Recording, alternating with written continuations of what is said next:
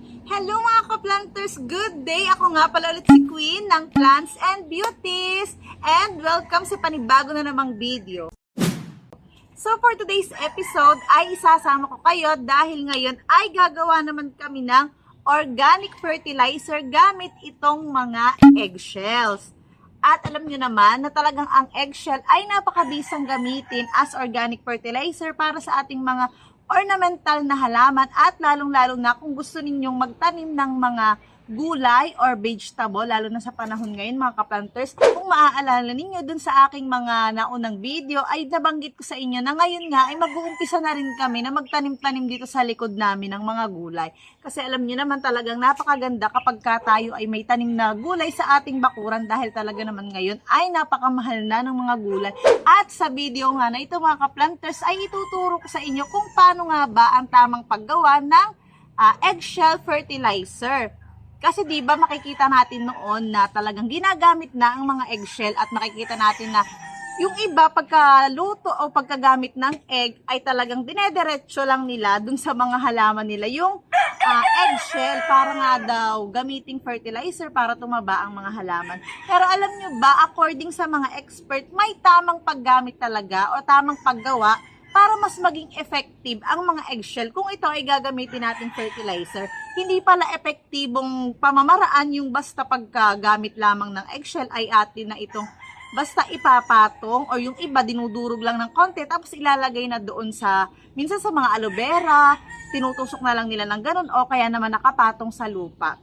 At hindi daw makukuha ng ating halaman yung tamang nutrisyon kapag kagano'n ang ating ginawa. At yun nga ang ating pag-uusapan sa video na ito.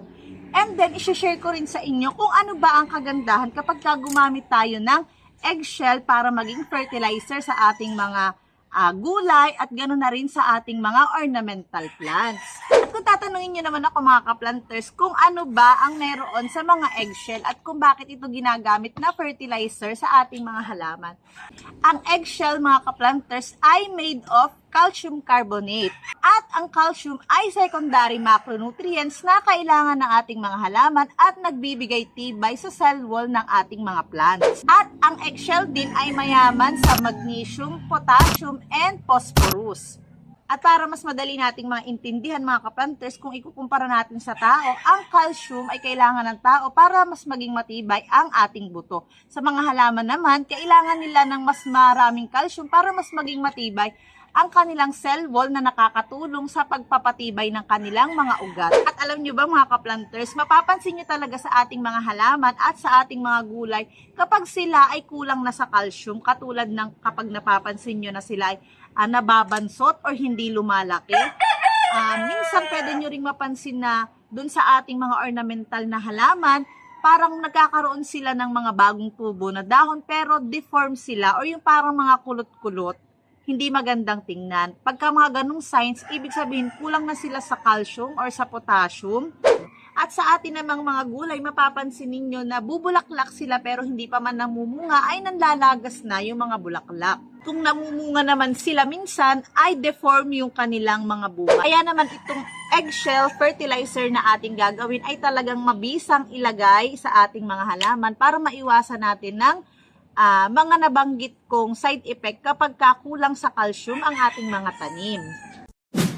At mga ka-planters, dumako naman tayo sa kung paano nga ba talaga ang tamang paggawa para mas maging effective na fertilizer itong ating mga eggshell. Kasi nga katulad ng nabanggit ko sa inyo kanina, hindi pala effective na basta dudurugin at ipapatong lang natin itong mga eggshell na ito sa ibabaw ng lupa ng ating mga halaman. So ayun na nga, gagawin na natin siya. Napakadali lang. Syempre, unang-una, kailangan natin ng eggshell. Alam niyo ba na kaya gumagawa rin kami ng ganitong mga fertilizer? Kasi naman madami talaga kami laging itlog dito sa aming bahay. So kung kayo ay mahilig din sa itlog at nakakaipon kayo, imbis na itapon nyo itong mga pinagbalatan ng itlog, ay gawin nyo na lang itong eggshell fertilizer. And may ipapakita muna ako sa inyong mga video clips mga ka-planters kung paano ko ba pine-prepare itong aking mga eggshell bago nga ba natin siya gawing fertilizer. So, ganito nga ang ginagawa namin mga ka-planters kapag kami ay nag-uulam ng itlog. Syempre, itinatabi ko yung mga eggshell at pagkatapos ay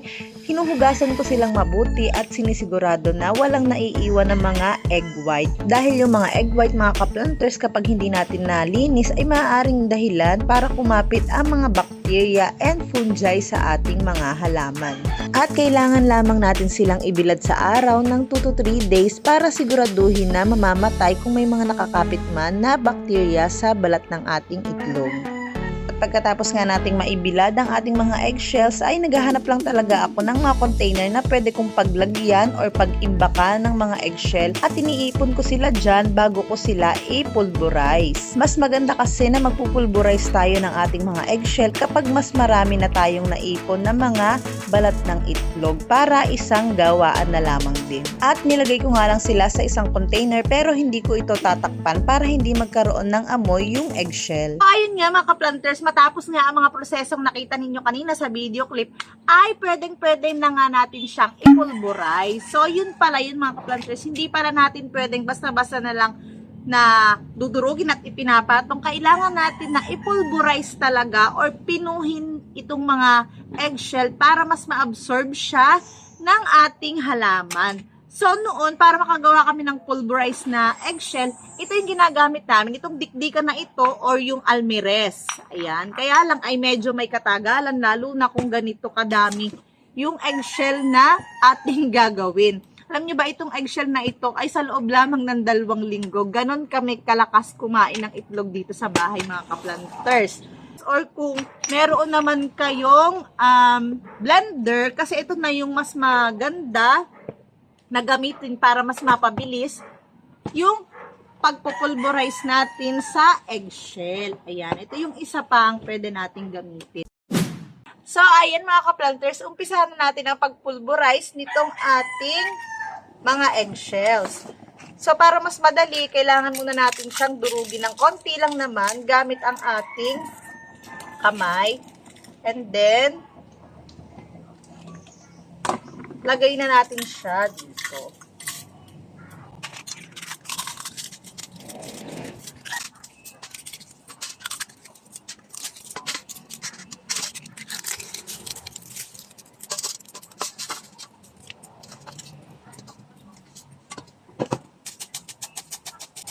So, ayan mga ka-planters, nailagay ko na yung isang mga nakalagay dito na itlog, na eggshell. At ayan, umpisahan na natin siyang i-pulverize. And dahil nga siya ay umunti na, pwede na rin natin itong isama.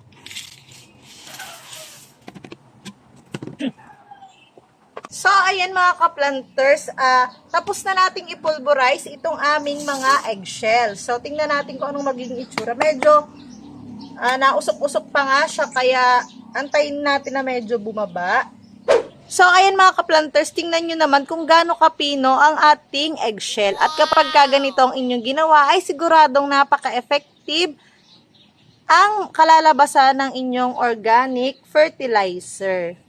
Talagang makakapagbigay yan ng calcium sa ating mga halaman, lalong-lalo na sa gulay at sa ating mga ornamental na halaman. So, naisipan na nga rin namin i-share sa inyo ngayon ito mga ka-planters kasi nga kanina ay gumawa kami ng potting mix para sa mga itatanim naming mga gulay. At yun nga, gusto namin siyang lahukan itong organic fertilizer na eggshell para mas maging matibay at mas magkaroon ng calcium yung aming mga itatanim na halaman.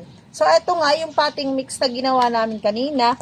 And lalagyan ko lang siya nitong ginawa nating pulverized na eggshell. So, ayan, pwede natin siyang direkta ng ihalo sa ating ginawang potting mix. Ayan.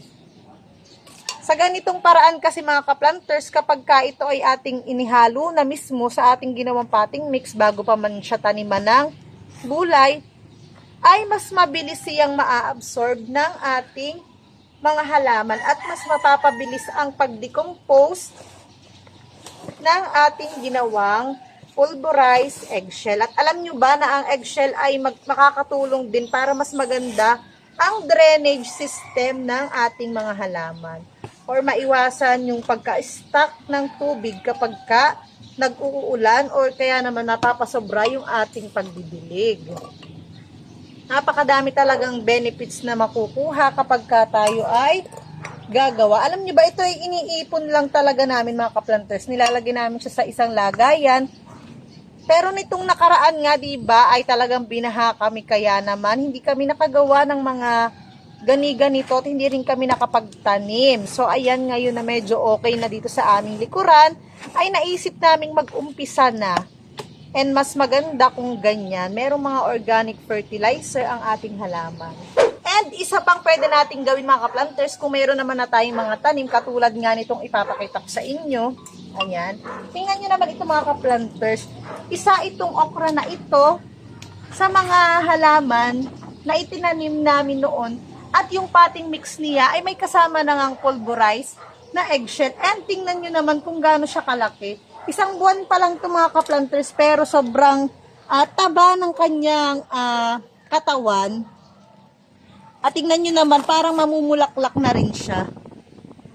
Alam mo at makikita mo talaga na napaka-effective kapag naglalagay tayo ng pulverized na eggshell or organic fertilizer.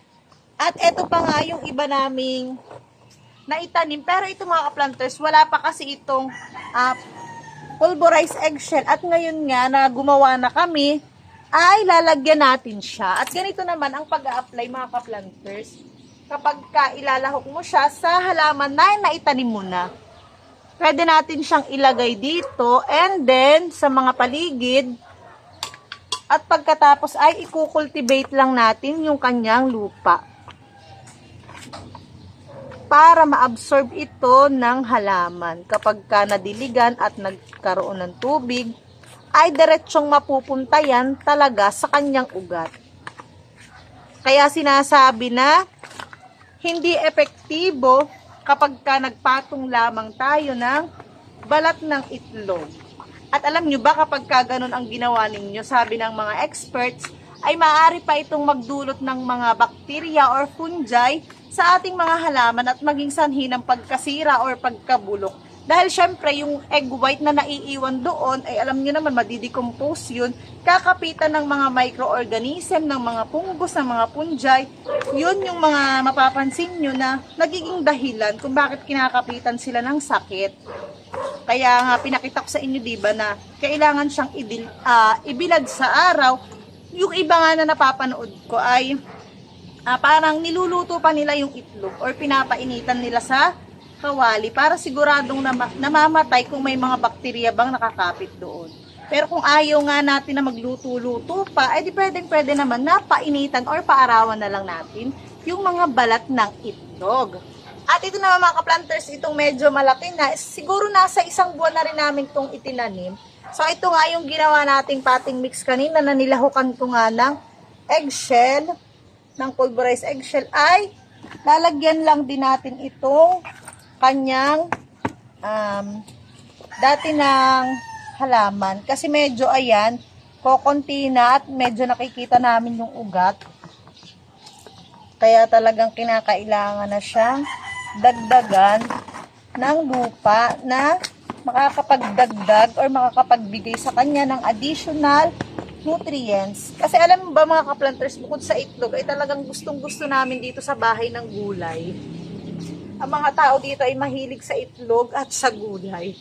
Lalo-lalo na sa okra. Kaya yan yung mga tinatanim namin. And yung plano nga namin itanim dito sa ginawa naming potting mix ay mga pechay, yung mga green leafy vegetable. And i-update namin kayo tungkol dyan. And medyo i-cultivate din natin ito mga ka-planters kapag tayo ay nagdadagdag ng lupa para mas makahinga yung kanyang ugat. So, yun lang mga ka-planters for today's video. Sana ay may natutunan kayo kung paano gumawa ng ating organic fertilizer gamit ang ating eggshell na ating ginawang pulverized. And kung hindi ka pa nakasubscribe sa aking channel, please pakisubscribe, pa-like and share na rin ang video na ito para lagi kang updated sa mga susunod pa naming videos. Yun lang mga ka-planters. Thank you and goodbye!